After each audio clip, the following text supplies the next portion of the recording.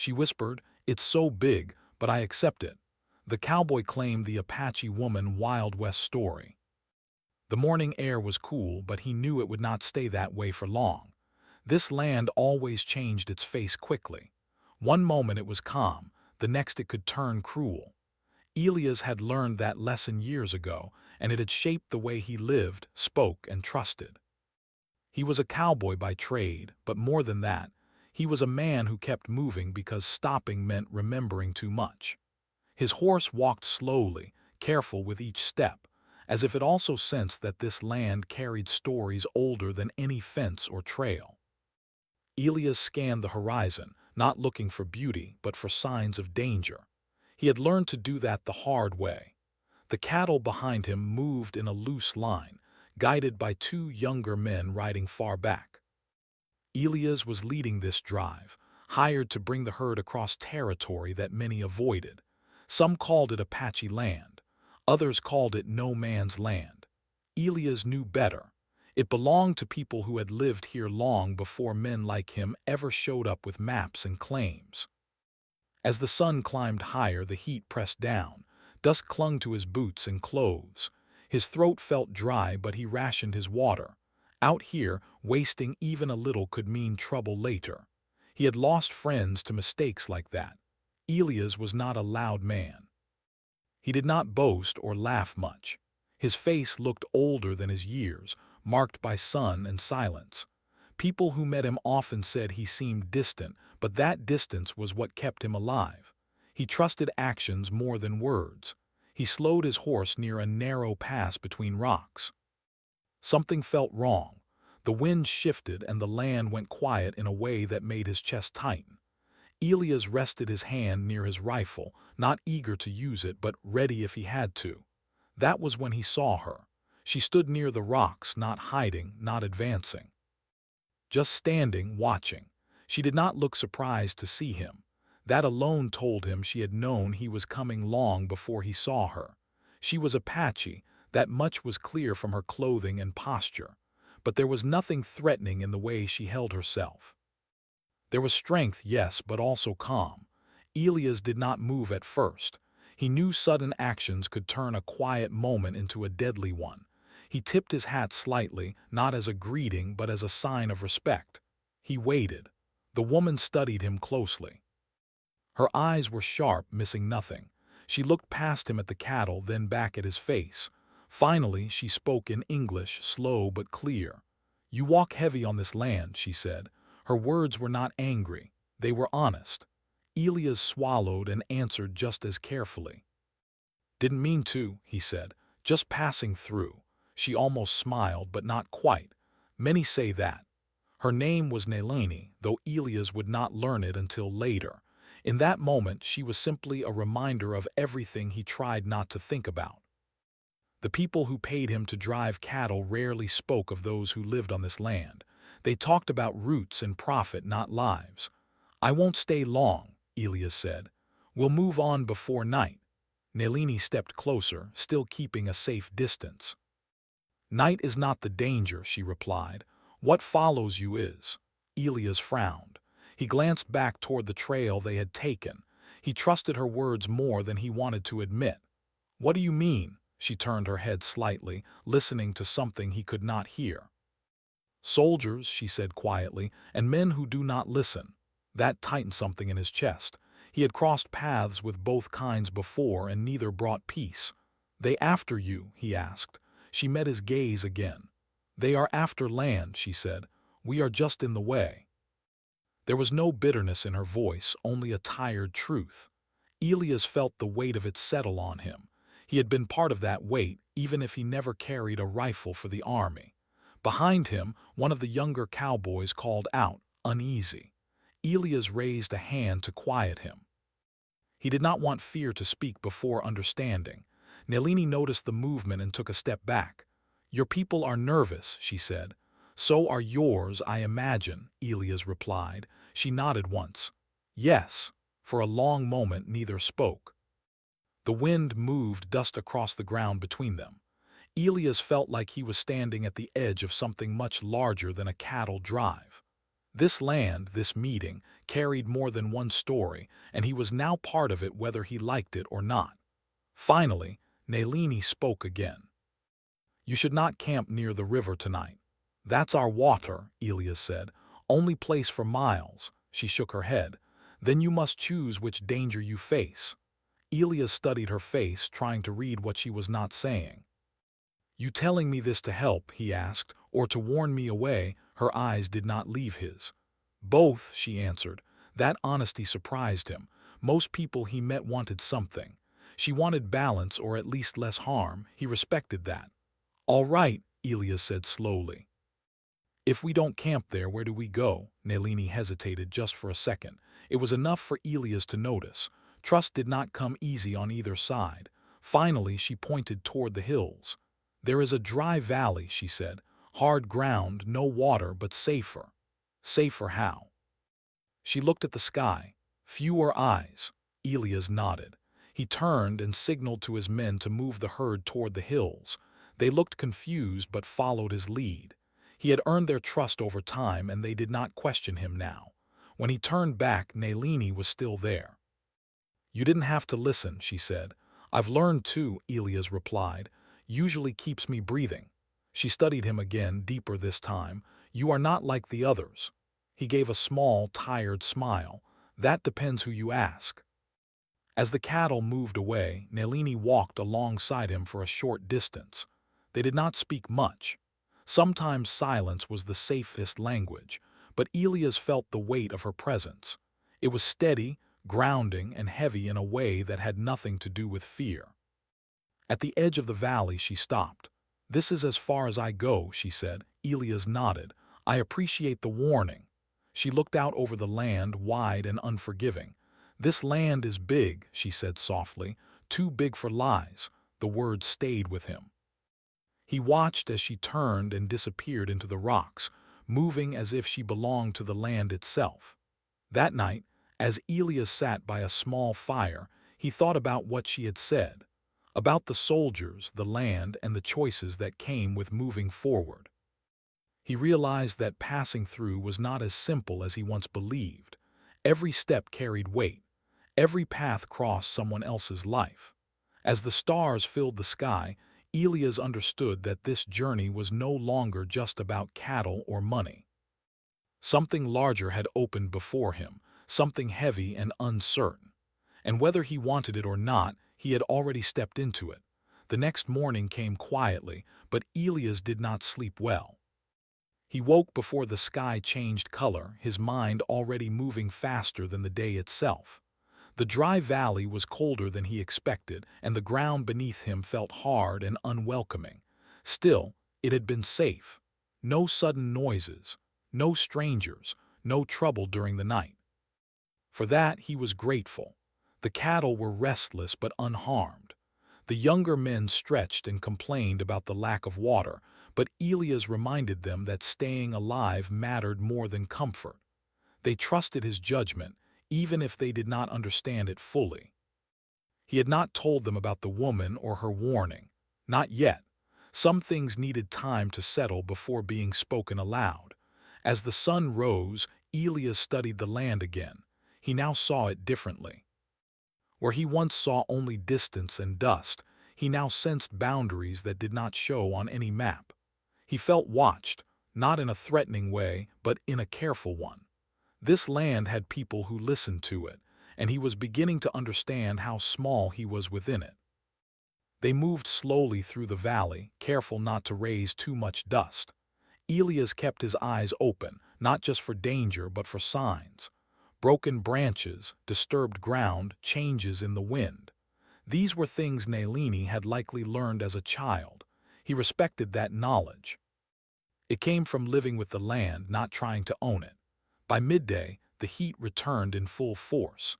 The men and animals were tired and water was running low. Elias made a hard choice to slow the pace even more. Rushing would only make things worse. He knew that leadership was not about pushing forward blindly, but knowing when to ease back. That was when he saw her again. She stood on a rise overlooking the valley, her figure clear against the bright sky. This time, she was not alone. Two other Apache women were with her, older, their faces lined with years of experience. They did not approach, but they did not hide either. It was a message without words. Elias raised a hand and stopped the herd. He dismounted slowly, leaving his rifle behind. He wanted to show that he came without threat. The women watched him closely as he walked a few steps forward, stopping well before their space. Nalini spoke first. "You listened," she said. "I did," Elias replied. "We all did." One of the older women studied him, her gaze steady and searching. "Listening is easy," she said. "Understanding is not." Elias nodded. "I'm still learning." That seemed to satisfy her, at least for the moment. Nalini stepped closer, her voice calm. "The soldiers moved south last night," she said, "but others follow, men who want land without asking." Elias felt the familiar tightening in his chest. "We don't want trouble," he said, "just need to get these animals through." "Trouble does not always ask what you want," Nalini replied. She was right. Elias knew that too well. He glanced back at his men, who watched nervously from a distance. "Is there a way around?" he asked. The older women exchanged a look. Finally, one of them pointed east. "There is a longer path," she said. "Harder, but quieter." Elias considered it. A longer path meant less water, more risk. But staying on the known trail carried its own dangers now. He weighed the choices carefully, feeling the weight of responsibility settle on him again. "We'll take it," he said. Nalini's eyes widened slightly. "You choose the harder road." "I've learned the easy ones usually cost more in the end," Elias answered. That earned him a small nod of respect. The women stepped back, signaling the end of the meeting. As Elias turned to go, Nalini spoke again. "You carry many things," she said. "Not all of them are yours." He paused. "Some I took without knowing," he admitted. She watched him for a moment, then said softly, "Knowing changes what comes next." The days that followed tested everyone. The new path was rough and slow. The cattle struggled, and so did the men. Water had to be shared carefully. Tempers flared, but Elias kept them focused. He spoke little, but when he did, his words mattered. At night, as they rested, Elias thought about Nalini's words, about knowing, about how his life had been shaped by choices made by others long before he was born. He wondered how many choices he had made that affected people he would never meet. On the third evening, they found a small, hidden spring. It was barely more than a trickle, but it was enough. As they refilled their containers, Elias noticed movement among the trees. He stiffened, ready for the worst. Instead, Nalini stepped into view. She was alone this time. "I came to see if you survived," she said. Elias allowed himself a quiet breath of relief. "Barely," he replied, "but we're still standing." She smiled faintly. "That matters." They sat near the spring, keeping a respectful distance. The air felt different now, less tense. They spoke more freely, though still carefully. "You could have ignored us," Nalini said. "Many do." "I've done that before," Elias admitted. "Didn't like who I became." She studied his face as if weighing the truth of his words. "Where do you come from?" she asked. He hesitated. "Not sure anymore," he said honestly. "Used to think I knew," she nodded. "The land teaches that too." They spoke of small things after that. Weather, animals, the way the stars looked different in the desert. Elias found himself listening more than talking. He realized how little he truly understood about the place he walked through every day. When night fell, Nalini stood to leave. "You will reach open ground soon," she said. "After that, our paths separate." Elias felt an unexpected weight at those words. "I appreciate what you've done," he said. She met his eyes. "This was not kindness," she said gently. "It was balance." He watched as she disappeared into the darkness, her presence fading like a quiet promise. The next morning, the land opened up just as she said it would. The danger felt farther away, though not gone. Elias guided the herd forward, his thoughts heavy but clear. He knew now that this journey was changing him in ways he could not undo. As the sun rose higher, Elias understood that he was no longer just moving through the land. He was moving between worlds. and the space between them was larger than he had ever imagined. The open ground felt different under Elias's boots. The soil was lighter, the air less tight, yet the sense of danger did not fully leave him. It only changed shape. He had learned that trouble did not always announce itself. Sometimes it waited quietly, watching, choosing the right moment. The cattle moved better now, spreading out as the land widened. The men relaxed a little, laughing again, but Elias stayed alert. He rode ahead, eyes on the distance, mind busy with thoughts he could not easily set aside. Nalini's words stayed with him: balance, choice, knowing. By late afternoon, dust appeared on the horizon. Elias slowed his horse and lifted a hand. The men stopped, their smiles fading. He studied the dust carefully. It was not cattle. It moved too fast, too sharp. Riders. Elias counted at least 6 shapes moving toward them. His stomach tightened. He did not know if they were soldiers, scouts, or something worse. He signaled the men to gather close and keep calm. As the riders approached, Elias noticed their uneven formation and rough clothing. These were not soldiers. They carried weapons but lacked discipline. That made them more dangerous in some ways. The riders slowed when they saw the herd. One of them called out, his voice loud and careless. "That's a fine drive you got there." Elias rode forward alone. "Just passing through," he said evenly. The man laughed. "Everyone says that." Elias felt a sharp sense of familiarity. The same words Nalini had spoken days earlier, but with a different meaning now. This man's eyes moved over the cattle, not the land. He saw profit, not lives. "We need water," the rider said, "and maybe a toll for crossing." Elias kept his voice steady. "There's no toll here." The man shrugged. "There is now." Behind Elias, the younger cowboys shifted uneasily. Elias knew that any wrong move could turn words into violence. He also knew that giving in would invite more trouble later. Before he could answer, a sound echoed from the hills. Not loud but clear. A signal. The riders stiffened. One of them turned his head sharply. "What was that?" Elias did not answer. He did not need to. Figures appeared along the ridgeline, standing still, watching. Apache scouts, silent, patient. The balance of the moment shifted. The riders cursed under their breath. The leader spat on the ground. "Not worth it," he muttered. They backed away slowly, eyes darting, pride wounded but fear stronger. When they finally turned and rode off, Elias let out a breath he did not realize he had been holding. He looked toward the ridge again.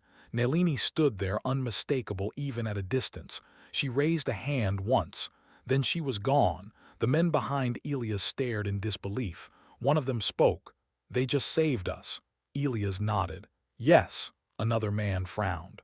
"Why?" Elias did not answer right away. Because balance, he thought. Because the land was watching. That night Elias could not sleep. He sat by the fire long after the others rested, listening to the quiet. He knew this could not continue. Every step forward pulled him deeper into something he did not fully understand. Near dawn, he felt movement. He turned slowly, hand near his side, but relaxed when he saw Nalini step into the firelight. "You should not be alone," she said softly. "Neither should you," Elias replied. She sat across from him, close enough to speak quietly, far enough to keep space. "Those men will return," she said. "Not today, but soon." Elias nodded. "I figured." "You must choose," she continued. "You can move faster and risk meeting them again, or you can slow down and let others catch up." "Others?" Elias asked. She hesitated. "My people." That caught his attention. "You're traveling?" "Yes," she said. "We are being pushed from the south." There is no safe place anymore. The weight of her words settled heavily between them. Elias stared into the fire. "If we stay near each other," he said slowly, "we'll draw more attention." "Yes," she agreed, "but apart we are weaker." He understood the problem now. There was no clean answer, only choices with cost. "What are you asking me?" Elias asked. Nalini met his gaze. "Walk with us for a while," she said. "Not as leader, not as owner, just as someone who sees us." The request was simple, but its meaning was not. Elias knew what it would look like to others. A cowboy riding alongside Apache families. The questions, the danger, the judgment. He thought of the men behind him trusting him. He thought of the land watching. He thought of the past he kept running from. "All right," he said finally, "for a while." The days that followed changed the rhythm of everything. The cattle moved slower now, guided carefully around the Apache families traveling nearby. Children watched Elias with curious eyes. Elders observed him in silence. Some of Elias' men were uneasy. One confronted him quietly. "This ain't our job," he said. "I know," Elias replied, "but it's our reality." The man shook his head but said no more. Elias learned to watch differently. He noticed how the Apache moved with the land, not against it. How they wasted nothing. How silence carried meaning. Nalini often walked beside him, speaking little, but her presence steadied him. One evening, as the sun dipped low, they stopped near a line of trees. The elders gathered, voices low. Elias sensed tension. Nalini approached him. "The soldiers are close," she said, "closer than before." Elias felt his chest tighten. "How many?" "Enough." That night no fires were lit. The darkness pressed close. Elias lay awake, listening to distant sounds. He knew that if soldiers found them together, explanations would not matter. Near dawn, the sound of boots and metal carried through the trees. Soldiers. Orders were whispered among the Apache. Mothers gathered children. Elias' men looked to him, fear clear on their faces. Elias stood and walked forward before anyone could stop him. He raised his hands and stepped into view. A soldier shouted. "Hold!" Elias stopped. "This is a cattle drive," he said calmly. "We got turned around." The officer stepped closer, eyes sharp. He looked past Elias at the shapes in the trees. "You're traveling with them." Elias took a breath. "We crossed paths," he said. "That's all." The officer studied him for a long moment. "You know what this looks like?" "Yes," Elias said. "I do." Silence stretched. The Apache waited, still as stone. Elias felt the weight of many lives pressing on his back. Finally, the officer spoke. "Move your cattle west," he said. "Now we'll handle the rest." Elias' heart pounded. He knew what the rest meant. "No," Elias said. The word fell heavy. The officer stared at him. "Excuse me?" Elias met his gaze. "They're moving north," he said. "They're not causing trouble. Let them pass." The officer's expression hardened. "Step aside." Elias did not move. Behind him he felt Nalini's presence, steady and calm. He realized in that moment how big the choice truly was. Bigger than land, bigger than fear. "I won't," Elias said quietly. Time seemed to slow. Elias knew this could end badly. He also knew that turning away now would haunt him forever. Before the officer could speak again, another sound rose from behind the soldiers. Shouts, confusion, riders approaching fast. The officer turned, distracted. In that moment the Apache began to move, flowing through the trees, silent and quick. Nalini touched Elias' arm once. "Come," she said. Elias turned and signaled his men. "Move," he ordered. They did not question him, they moved. By the time the soldiers regained control, the land was empty. No cattle, no families, only dust and unanswered questions. Hours later, far from danger, Elias stopped and looked back. His heart still raced, but his mind felt clear. Nalini stood beside him. "You chose," she said. "Yes," Elias replied. She studied him carefully. "The thing you accepted," she said softly, "it is big." He nodded. "I know." And for the first time, he did not feel the need to run from that weight.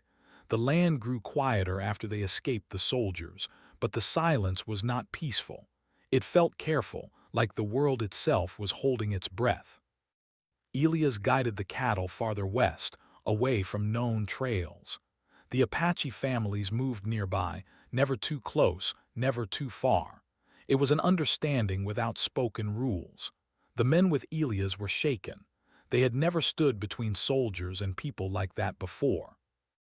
One night, as they rested near a rocky rise, one of them finally spoke. "You know they'll talk," the man said. "Word will spread." Elias nodded. "I know." And if word spreads, another added, we won't get hired again.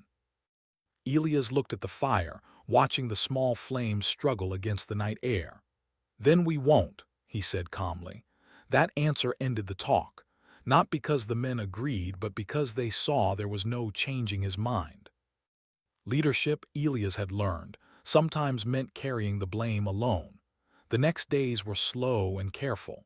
The cattle needed water, and so did the people traveling beside them. Elias worked with the Apache scouts to find hidden springs and shaded paths. He listened more than he spoke. Slowly, the fear between the groups eased. Not trust, not yet, but something close to it. Children began to wander closer, watching the cattle with wide eyes. One young boy laughed when a calf nudged him gently. Elias found himself smiling without meaning to. It surprised him how rare that felt. Nelini stayed near him often now. They did not speak constantly, but when they did, the words mattered. You carry the weight of many, she said one evening as they walked along a ridge. So do you, Elias replied. She shook her head. Mine was given to me at birth, yours you chose. That stayed with him. He had chosen this path. No one had forced him to stand still when the officer told him to move. No one had forced him to listen days ago or to change routes or to slow down. Each step had been his own. One afternoon they reached a wide plain. The grass was thin, but the ground was firm. Elias knew this place. Settlers passed through here often. That meant eyes. Questions? The Apache elders gathered, voices low and serious. Nelini returned to Elias, her face calm but firm. This is where we separate, she said. Elias felt something tighten inside him. Is it safe for you? No, she answered honestly. But staying would bring more danger, he nodded. And us? You must move fast now, she said. Your presence with us will not be forgiven twice. They stood in silence for a moment.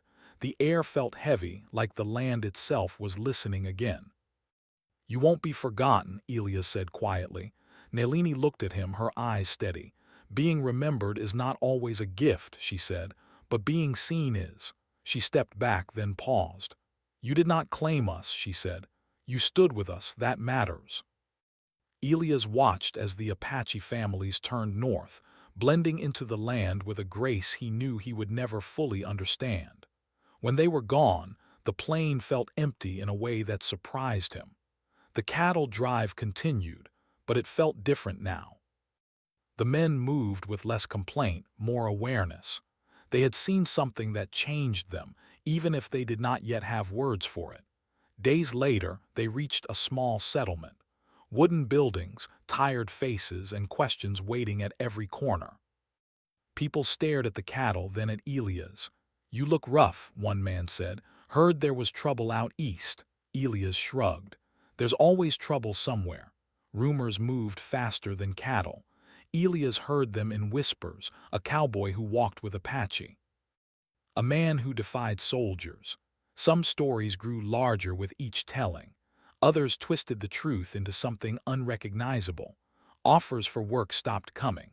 When Elias did find someone willing to hire him, the pay was low and the looks were cold. Still, he accepted the jobs he could. The cattle were delivered. The men were paid. Some chose to leave. Others stayed, loyal in a quiet way. One evening, alone in a small rented room, Elias stared at the ceiling and wondered what his life would look like now. He felt lighter in some ways, heavier in others. The road ahead was uncertain, but it was honest. Weeks passed, then months. One afternoon, a familiar figure appeared at the edge of town. Elias recognized her walk before he saw her face. Nelini.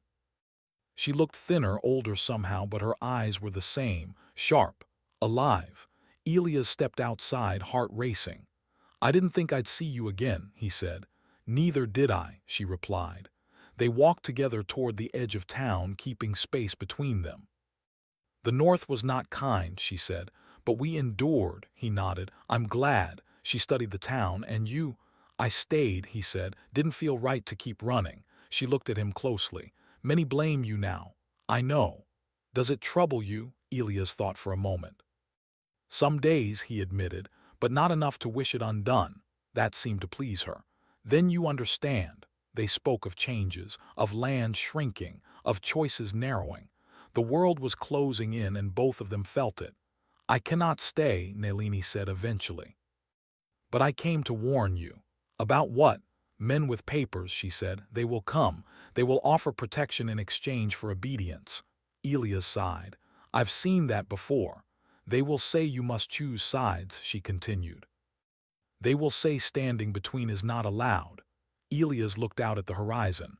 What do you think? She smiled faintly. I think you already chose. That night Elias lay awake again, but this time his thoughts were steady.